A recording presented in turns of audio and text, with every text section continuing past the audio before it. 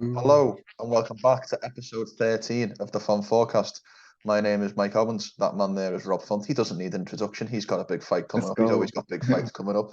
And we're back to give you your weekend's preview of the action in MMA. Rob, how are you, my man? I'm good. I'm good. Sorry for the scenery. I'm at the gym right now. Just got done working out with Jake. A little sweaty, but we're working, man. We're working. But yeah, everything's good. Fight camp is always on. Is working. Got a little shiner, man. So I'm a little banged up right now. So I'm gonna rest tonight as far as sparring. But besides that, everything's good. We're firing on all cylinders right now.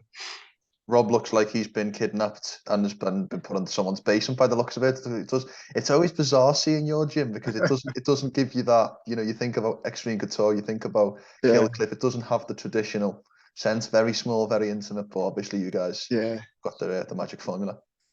Yeah, we're in the mills right now too, and these some of these buildings, the ceilings are real low, so it's kind of like it's tight, but it's perfect, exactly what we need. It's a small gym, small unit. There's nowhere to run, there's nowhere to hide. You can't hide your mistakes in this type of gym, these type of scenarios, But with that being said, we definitely got to get a bigger spot, man. All the young kids coming in now, it's kind of like it's too tight. But we're working on it. We're working on it. But yeah, if you can tell, man, I basically am in a basement right now. 100%. Well, the Octagon returns to London Saturday night. My home country. We're back in the big smoke. Heavyweight main event. Tom Aspinall back after a 1 year layoff, obviously with that very disappointing injury in the Curtis Blades fight, coming in against Marcin Tybura, who's on really good form.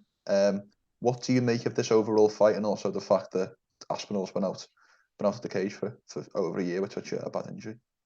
Yeah, man, it sucked, man. It was tough to watch. I wasn't the worst, like I wasn't like the most gruesome injury, but it was Mm. obviously it's still tough to watch, like because it wasn't much. It wasn't like it was. It seemed like he kind of like threw a kick and then it almost got checked, but didn't get checked. And as he obviously when he came back, it just went. It was his MCL, right? It was an MCL, yeah. Yeah, yeah. So, well, so that's not the worst, I guess. I mean, still, you got to take your time. You got to, go under the knife. You got to rehab. But it's still one of those things as how's he going to feel coming back? How's he going to fire off?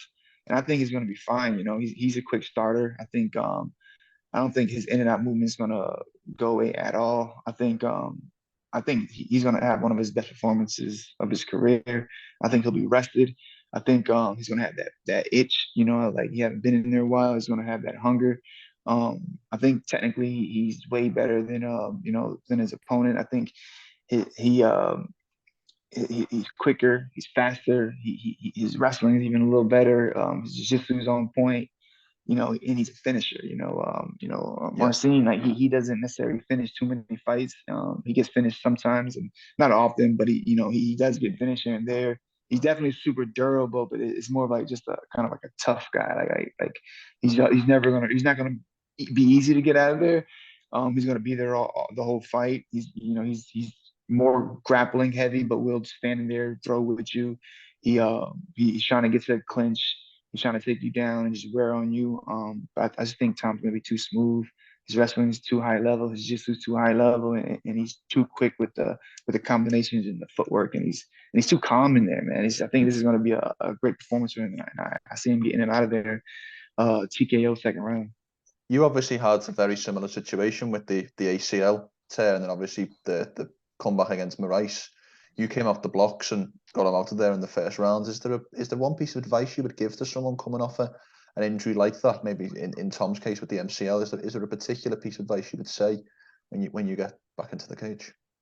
It's gonna be more of just testing yourself before you even think about jumping to a camp. That's the way I did it. That's the way we did it at the PI. We made sure that we were the knee was stable. Like once your knee is stable and you can jump, you can land, you can jump up, jump down. I think the hardest thing for me was jumping off the boxes and kind of just committing to it, not necessarily like the physical part about it, like the mental part of committing to jump down and stick it and trust it.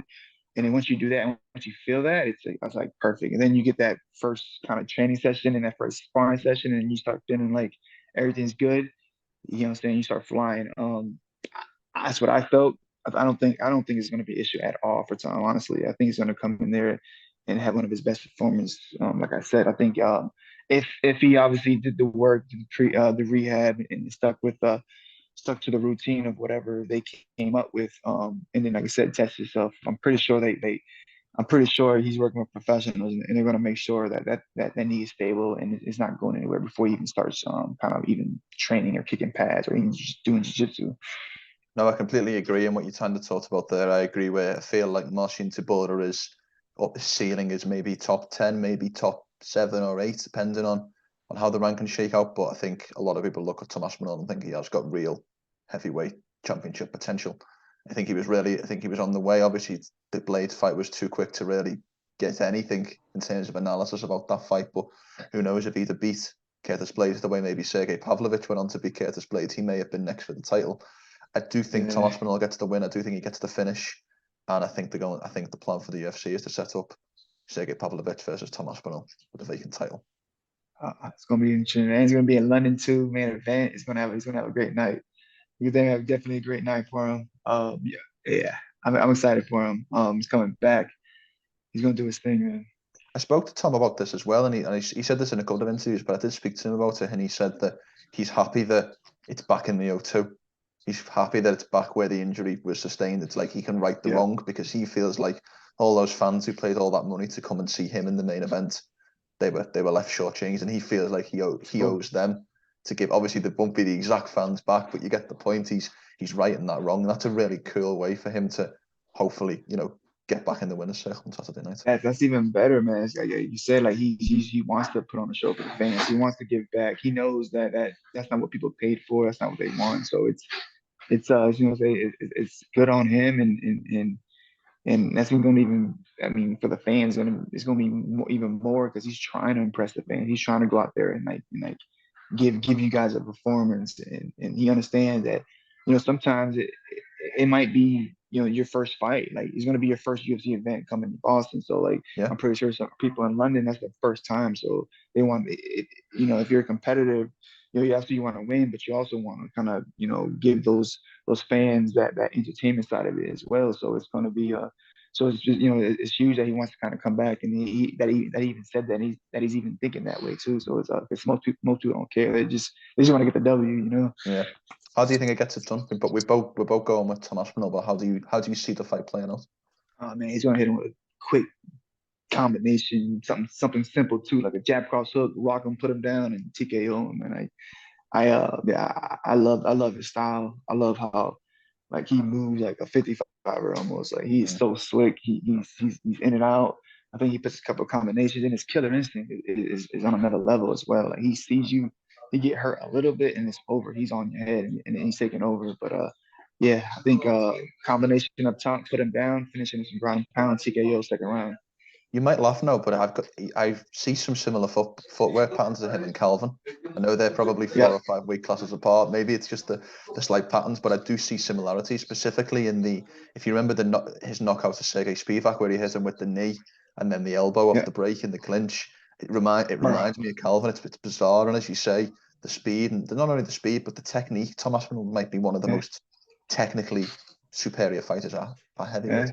And he's a jiu-jitsu guy, right? Like he's a jiu-jitsu Mm. guy, so it's kind of like it's scary. Now he'll jump on submissions as well, so it's scary. It's a scary heavyweight, man. He's well rounded. He's smooth. It's not like and he's not like in the worst shape either. So Mm. he's a good looking guy. Like it's just like he's sharp, man. He's gonna do his thing, man. I agree. Co-main event, we've got Meatball Molly Mccann back against Julija Stoliarenko. I'll ask you this one plainly because a lot of people have a lot of things to say about her. What is your opinion on Meatball Molly?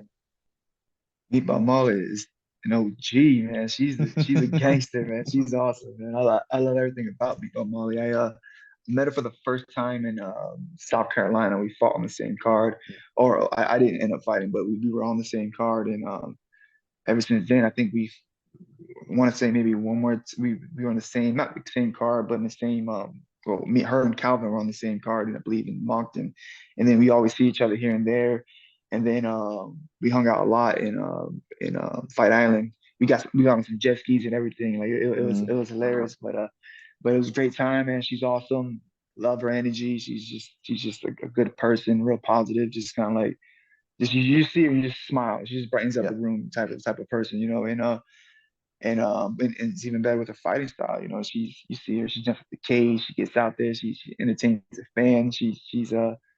She's nonstop entertainment, and she's super aggressive with her striking.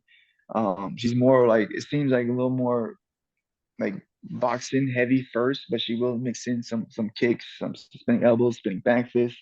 She'll she's durable, she's gritty. She has some trouble here and there on the ground. I think in this fight, if she can stop the first two takedowns, because how you pronounce her name? Julija? I think it's Julia, but then I know the surname is Julia. Julia.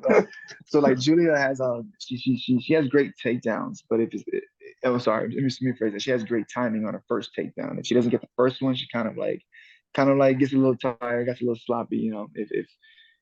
If Molly can stuff that first takedown and not get involved with her, like I see this fight going in every way Molly's way. Like I don't see it happening for Julia. Like she's aggressive with that arm bar. She will get to the ground and can make Molly pay. But I don't think she's going to get if she does in time that the first takedown and she has to fight for more than one takedown, and especially if she has to fight for a takedown on the cage. I think she's going to get tired.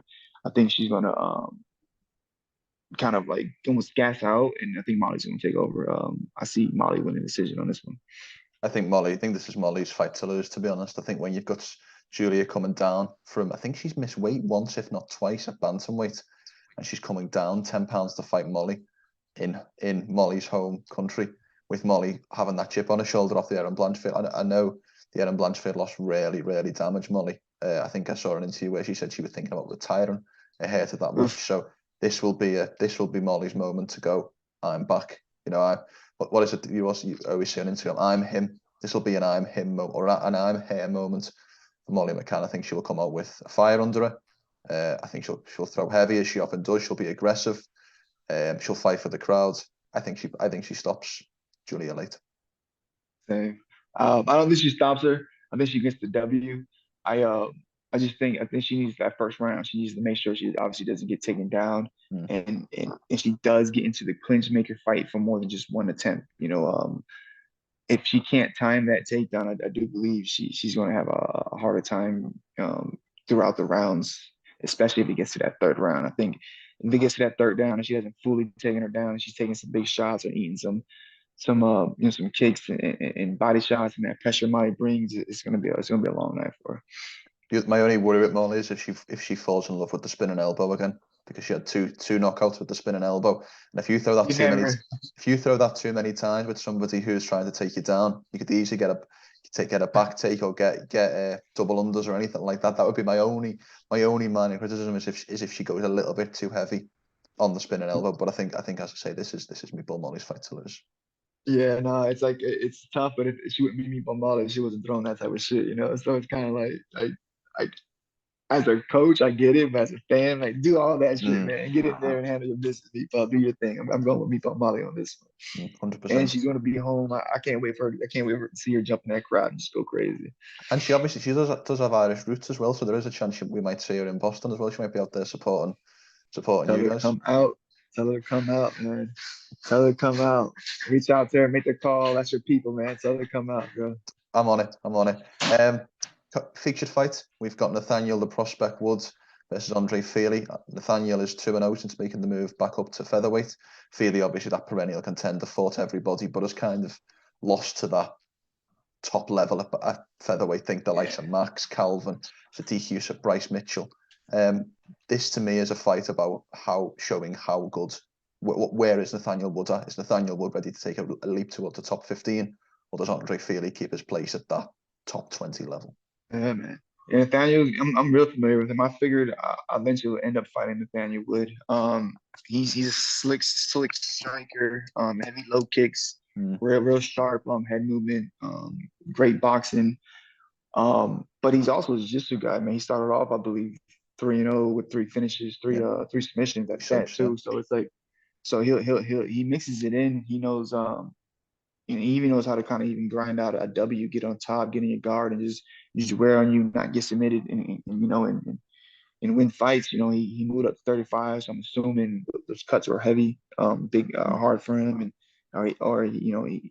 but he looks strong at 45.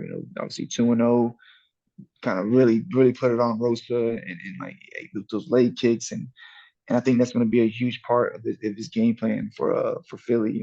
Fili's the veteran.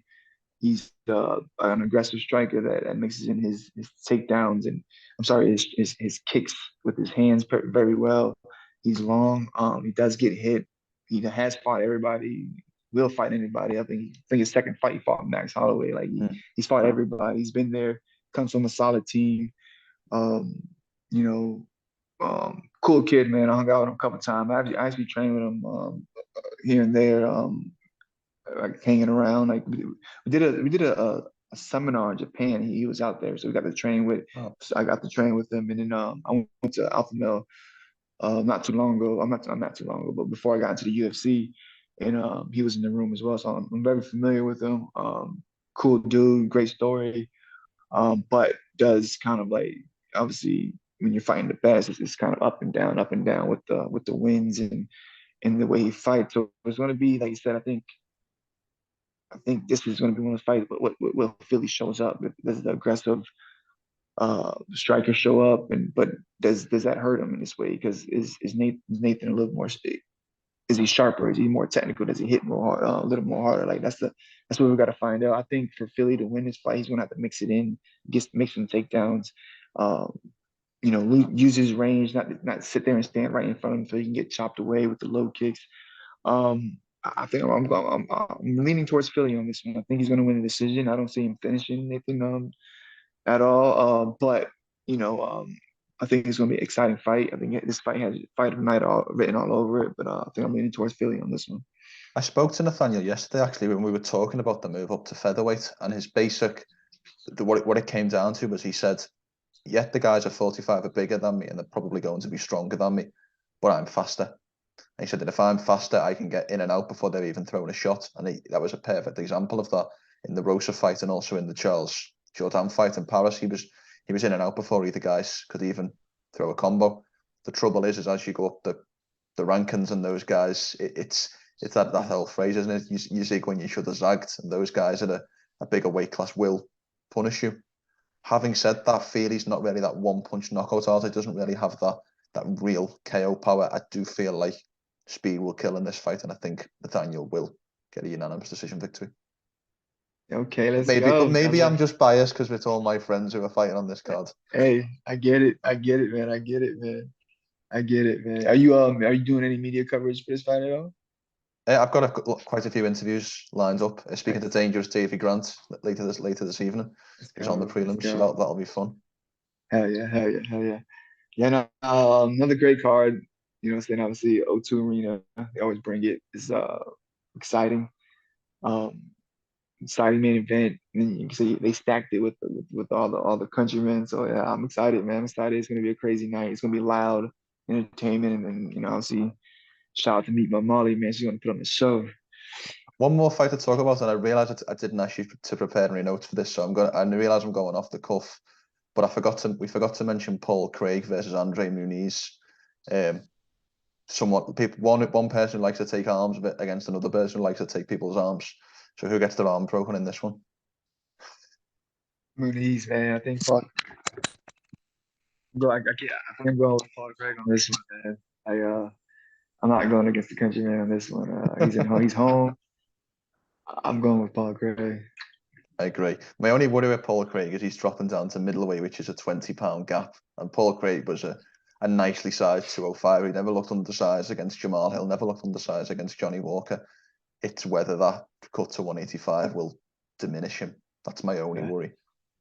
Do you know if he's working with anybody as far as like nutrition team or anything like that? I don't know. I've never had the pleasure of speaking with Paul Craig, so I'm not entirely sure. I would imagine if you're making that, if you were moving down to strawweight, let's say there was a men's strawweight division, I would like to think you would be getting a solid nutritionist team in, and you would be doing that correctly. But the truth of the matter is there's certain weights that we just can't hit. You probably couldn't hit strawweight. Yeah. It's just probably impossible. So my Yeah. only worry is whether he's a little. I know he said he's done a test cut, but whether a test cut and a proper cut are two separate things in my opinion. Yeah. Yeah, I hate those test cuts, man, because it's like it's not. I mean, obviously you're cutting the water, but then there's not that added extra stress of the time Mm. of obviously being there on fight week. There's a lot of other things that you can't really calculate and you can't throw in there when you're comfortably at home, kind of like just cutting water. Like I don't know the science behind it, but I know your stress levels definitely go up and down when you're showing up on fight week, when you're flying, you're traveling, and then now you can see your opponents, you're at the PI and all that, so your levels definitely change. So I always kind of hate those test cuts, and then think about actually cutting the weight beforehand, and then like hopefully, what if something would go wrong? You know what I'm saying? So those are always a little scary for me, but hey, he did it. He thinks he can make it, and I believe him, man. And he's taking an arm home with him. I love it. I love it. Before we wrap up, Rob, is there any other fights you would like to highlight on this card? Anything that has caught your eye? Ah man, they're all stacked. Obviously, Davey Grant at bantamweight. He's always entertainment.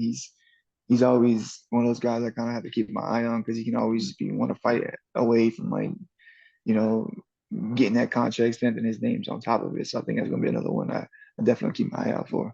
No, 100%. And obviously, there's two guys on the main card at 145 who, in Lerone Murphy and Nathaniel Wood, who if they get victory, and Josh Kulabab as well, who if they get victories will probably be looking at names like Calvin Cater and thinking, I want to fight him. Maybe not next, maybe the top 15, top 12 fighters next, but guys who are obviously in a similar vein to yourself who aren't too far away from Calvin on the top of that card. So it's a fantastic card, as you mentioned. The return of Tom Aspinall is a great thing to see. Meatball Molly on the co-main is always a delight. And then obviously all those other fights that we've got, obviously a lot of Brits flying the flag.